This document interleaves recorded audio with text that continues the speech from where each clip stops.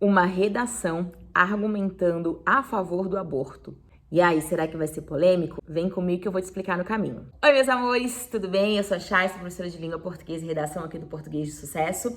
E toda semana eu trago para vocês um vídeo novo sobre redação, planejamento, conteúdo, citação, repertórios, possíveis temas e modelos prontos. Modelos prontos não para que você encaixe, mas modelos prontos para que você conheça uma redação feita por alguém experiente, por alguém que fez e tirou uma nota máxima, né? Para que você tenha, assim, um outro olhar. E quando o tema aqui é aborto, tem dois lados. Ou você vai ser contra, ou você vai ser a favor. Tem gente que tem medo do que o corretor vai pensar. E eu vou mostrar aqui para vocês que não tem nada a ver com o que o corretor vai pensar, e sim com o seu poder, grande poder, assim, quase um poder mágico, de argumentação, porque é isso que ele vai levar em conta. Não é suas crenças particulares, não é sua religião ou aquilo que ele acredita e aquilo que ele defende. Mas é a maneira como você consegue argumentar e traz pontos positivos.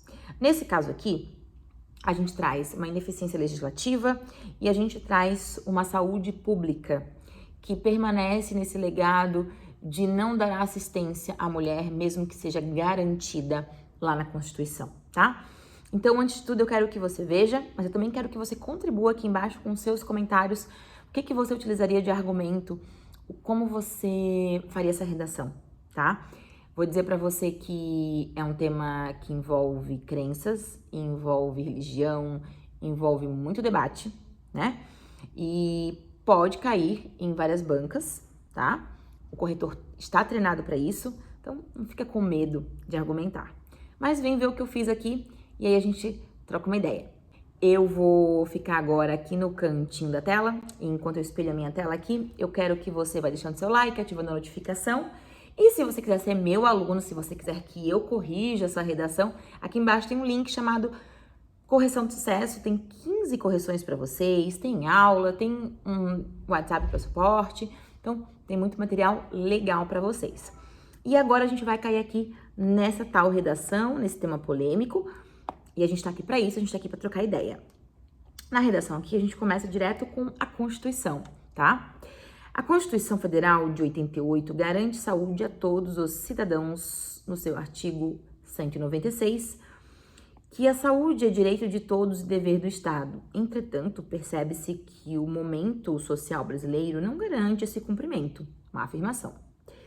Principalmente em relação à permanência de abortos clandestinos realizados no país, visto a dificuldade de universalização do acesso.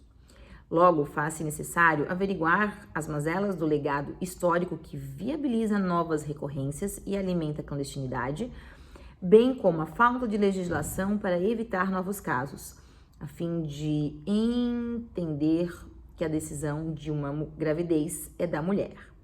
Eu tenho aqui contexto histórico, artigo 96, saúde, né? A saúde é direito de todos e dever do Estado. A gente traz um legado histórico, né, que viabiliza novas ocorrências, porque não garante esse aborto sendo feito quando a mulher decide, só em evidências, em mandados judiciais. E a falta de legislação para evitar novos casos, até mesmo prevenir novos casos. Beleza? Isso é uma visão. E a gente já percebe que a visão aqui é a favor, quando diz que a decisão é da mulher, ou seja, dê-se para essa mulher o poder de escolha, tá? Já isso teria problema? O corretor veria isso com maus olhos? Nenhum. Ele olharia os pontos argumentativos, beleza? E você? Você colocaria o que de argumento aqui? Contra, a favor? E depois quais argumentos para defender o seu ponto de vista? Agora a gente tem aqui, primeiro parágrafo de desenvolvimento. A gente tem que, em primeiro lugar, vale ressaltar que há uma marca histórica no Brasil que justifica a permanência dos abortos no Brasil quando refere-se à liberação aumentará os casos, que a liberação aumentará os casos. No entanto, era para ser entanto aqui, ó. Esse aqui eu vou digitar tão rápido que ficou assim. No entanto, segundo dados do G1, no primeiro semestre de 2020, o SUS fez 1.024 abortos legais, sendo que no mesmo período foram 80.948 curetagens e aspirações, o que demonstra, os legais e os não legais. O que demonstra, por dados, que o número de mulheres optantes pelo aborto é 79 vezes maior. Nesse sentido, vem a conclusão. Fica evidente que a falta de uma política pública de assistência médica, desde a decisão de abortar, não evita o ato e a utilização do sistema de saúde para os casos de insucesso. Apenas deixa a mulher como uma alimentadora do sistema irregular. O que a gente fala aqui? Que a gente tem um número 79 vezes maior do que os números legais, 1.000 tinham autorização, 80.000 fizeram por conta própria. Isso que a gente tem 80.000 aqui, porque foram as que precisaram recorrer ao SUS, porque deu errado e pedir assistência, tá? Então, elas continuaram alimentando um sistema irregular e ainda assim fizeram o aborto e ainda assim precisaram do SUS. Vejam, que se fosse uma decisão de só ter assistência do SUS, a gente teria mais saúde, tá? E aqui não é uma questão de defender uma pauta religiosa, uma opinião pessoal. É uma ideia de saúde pública. Tem mulheres fazendo e essas mulheres que fazem não têm assistência. E as que decidem fazer, fazem independente da assistência. Não é uma incentivadora. Agora, o outro parágrafo é um pouco menor e ele é bem pontual quando diz que o segundo ponto a ser debatido é em relação à lacuna legislativa brasileira, que garante acesso à saúde a todos, mas não propicia a prevenção de abortos ilegais.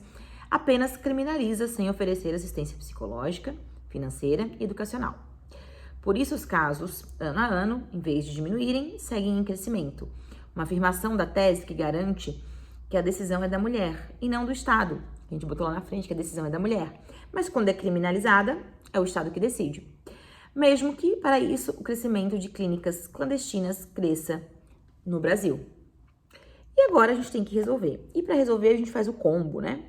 Ministério da Educação, Ministério da Saúde. Portanto, vê-se que medidas são necessárias para resolver o problema discutido.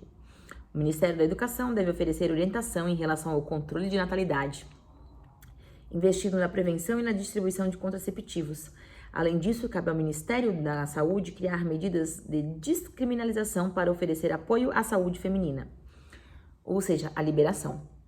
Dessa maneira, cabe à mulher a decisão da prevenção e cuidados médicos em relação a levar ou não sua gravidez até o fim. Assim, o artigo 196 será garantido na prática e os casos de clandestinidade das clínicas de aborto ficarão apenas no passado. Simples. Muito, muito, muito simples essa redação, tá? E aí eu quero saber o que vocês acham do tema. Se vocês acham que pode cair, se não pode cair. E, no caso, a opinião de vocês também, né? Não é um tema fácil de debater, não. Mas é um tema bem pontual e dá pra achar vários pontos. Agora, se você perguntar assim pra mim, Chay, você é a favor ou contra o aborto? Eu, na minha concepção, eu na minha religião, eu no meu dia a dia, eu na minha vida sou contra, tá? Mas isso não me impede de escrever uma redação com um posicionamento a favor quando eu levo em consideração saúde pública. A argumentação é uma coisa, a minha opinião pessoal é outra. Eu consigo defender muito mais os pontos de ser a favor numa redação do que os pontos de ser contra, porque meus pontos de ser contra envolvem a minha experiência de vida, as minhas crenças religiosas, né?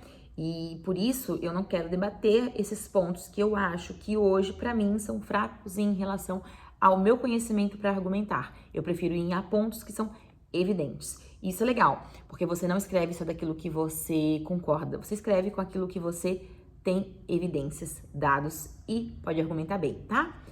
Um beijo, a gente te espera na próxima aula e eu quero poder corrigir essa redação também, tá bom? Tchau, tchau!